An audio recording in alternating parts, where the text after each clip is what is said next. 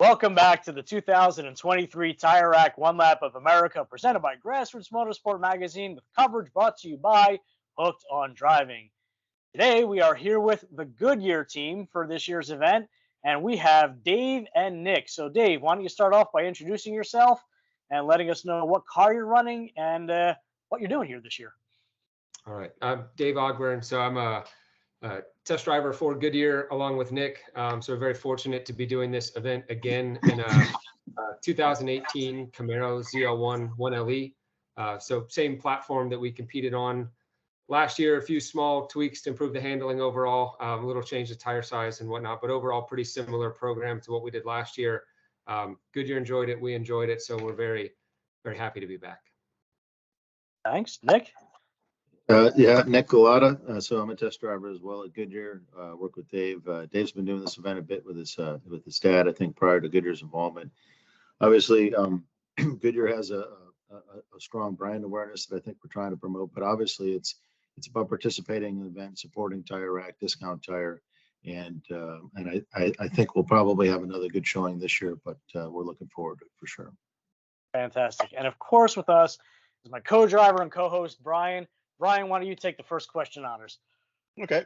Well, Dave, you've had a pretty great motorsports career, doing the one lap multiple times with your dad, and then last year with the Goodyear effort, and plus your amateur racing. How did you get your start in motorsports? So it was at a car. I was 15 or 16. My dad and I were at a car show. I grew up in Richmond, Virginia, and we stumbled upon an autocross club's booth. So it was the Virginia Motorsports Club. So he started autocrossing. I was 15, wasn't quite young enough. And then through college, kept autocrossing a bit with him, got into some go-kart racing and different things after school. And it kind of snowballed and got more expensive and whatnot from there. So, but yeah, it started for me at autocrossing as a teenager, basically. Awesome. Well, thanks for that. And so, Nick, why don't you tell us a little bit about your background too? Sure. Well, so I've been pretty much racing for a long time. I've done quite a bit of circle track racing, a little bit of road racing, a little bit of Coney Challenge stuff back in the day. Primarily, though, I'm a circle track expert and do quite a bit of testing on road courses, though, all over the U.S., a little bit in Europe. And so Dave and I have been palling around a little bit for probably 10 years now, and running primarily road courses for ultra high performance tire development along with some race tire development. So we have a pretty diverse background. It's a pretty cool job, honestly, and it's we're lucky to have it, but we're happy to support this event, honestly. But yeah, it's really it's surprising we're actually doing it, honestly. I've been at Goodyear for 25 years, and we've talked about doing this event for a long time. But to finally do it is the last couple of years now. It's been really it's been a good event, really. Yeah, he was pretty bummed for no Lanier again. You know, it's the more circle tracks, the better for Nick. That's right. Well, I'll tell you, one of the themes that comes up, particularly when we speak with either manufacturers or suppliers or OEMs or anything that sort of goes on the vehicle, it really comes down to passion. And there's a lot of passion that comes out here. And I know, Dave, you have a passion for it. Nick, it certainly sounds like you have one. And even Nick, Dave, your dad coming out still. I mean, I see he instilled that passion. I remember him at NCM last year, or not NCM, CMP last year. Yeah. Sitting there taking photos, which are fantastic, that we all enjoyed too. So, you know, even if he's not running, he's sitting there watching, taking photos, and I love his post. Describes every vehicle, the history of it. I mean, clearly a compendium of knowledge here, and it's always great to see and seeing that passed down. So on that, talk to me a little bit about Goodyear's involvement within the sport. I mean, I know on the Shelby, I love the Supercar 3R tires. They're fantastic. They do a great job. In fact, I think in a lot of regards, in terms of progressive grip, they do a lot better than the Pilot Sport Cup 2s. So talk to me a little bit about the passion that goes into it and why you got, and what tires you're running this year and why. So just a quick note. So my dad will be at Nelson Ledges this year. So we drew an arc from Richmond, and I think NCM Road Atlanta Nashville and Nelson were all like between 6 and 8 hours, and so he was hoping that one of them was closer, but he picked one. So he'll visit us at Nelson. But so we're on the Goodyear Eagle F1 Supercar 3. So it's basically our extreme performance summer tire. It's branded as a 220 treadwear, but it's essentially a 200 treadwear competitor in that space. I've competed on that tire in the World Racing League for endurance racing. It's a tire that you could use for autocross, time trial, obviously one lap, and endurance racing type competitions. We also have the Supercar 3R, so Goodyear Eagle F1 Supercar 3R. So that's another step in grip. It is an outright track tire, branded as 100 treadwear, but essentially meant for pretty much track work only. Get you to and from, but for the most part, it was designed to be on a racetrack or an autocross type event. And then we have on the race side, we have the Goodyear Eagle RS. So that would be our DOT race tire that someone would use for amateur club racing, time trials with SCCA, NASA. We've got people running it in like SCCA T4, T3. And then we have an extended line from there of pure race tires, not DOT race tires, but a range of slicks that GT1, GT2, some of the Formula Car classes will run. So Nick and I have been very fortunate to do some testing with the Eagle RS. So again, primarily our job is related to developing passenger car tires. And Nick is our sort of lead high performance test driver. And like he mentioned, he kind of brought me along and certainly taught me a lot of things. So I would be significantly slower and worse at my job if it wasn't for him. So it's helped me along, in my career, but also, taking me to quite a few racetracks and giving me a lot of experience and helped Goodyear in a wide variety of ways. But a lot of this tire line started through the Camaro development. So the 6th gen Camaro, the platform that we're on, the Supercar 3 and the 3R were OE fitments on the 6th gen ZL1 and ZL1 1LE. So technically we're on the ZL1 tire, basically on the ZL1 1LE platform. Just given the tire rules, we can't run the 3R, so we're on the Supercar 3. But that started, really that whole tire line came from that program, and Nick was the lead development driver for both of those tire lines from OE to the replacement market. Excellent. So question on that one. So obviously we know in the pilot sport world, there's a ton of different designations and different compounds for different vehicles, OE fitments. Do you have the same thing with the 3 line and the 3, not the 3R so much, but the 3 line? Do you have different compounds for OEs? No. So ours within the OE and the replacement line, it is the same compound, the same basic construction. There are, from the pure OE supply tire to the replacement, there's a small change in what we call the non-skid, but basically the tread depth, but nothing that would change like the legality or performance a significant amount for this event. So it's not like one is shaved and one is, not shaved, but there is a small difference.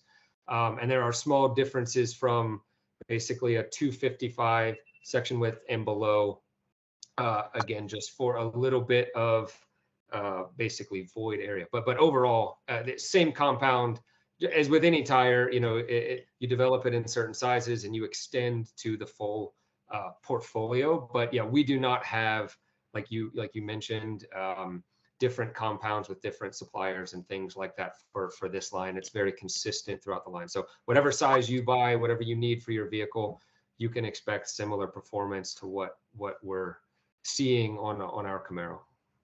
And this question is a little bit for Nick here.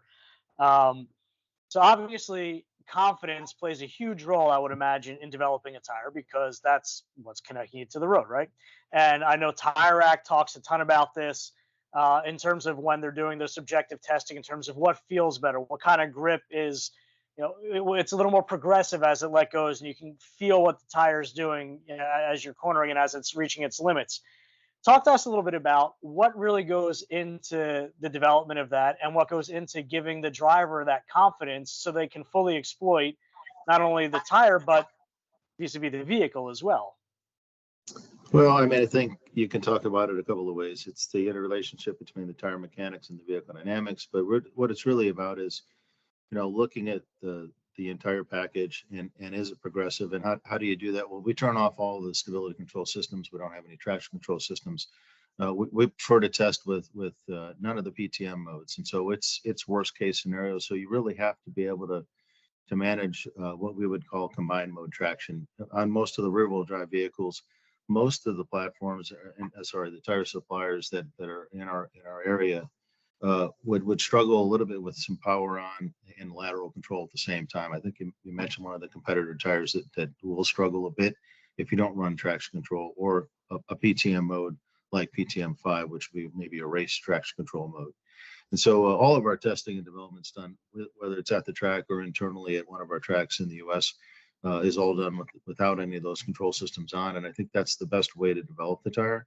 And so that's what we've sort of taken as an approach, and what we've had as an approach for some time. And we've really, with the Supercar 3 and the 3R line in particular, I think raised our ability and capacity as a category tire. And really right now, one of the things we really want to focus on now is our supply chain, right? Because we know we have a lot of tires that are in demand. And so we're working on that and working through those issues so we can get more of those tires out there, because we know that a lot of folks want to run the tire now. And so that's a good problem to have. And so we think we've done a pretty good job with where we are. I'll say, I mean, my experience has been phenomenal with them. So, Bryan, I know I could geek out on this all day and get into the technical elements, but I'm sure that's not what everybody wants to hear now. We'll do that during the week. Go ahead, Bryan. What do you have?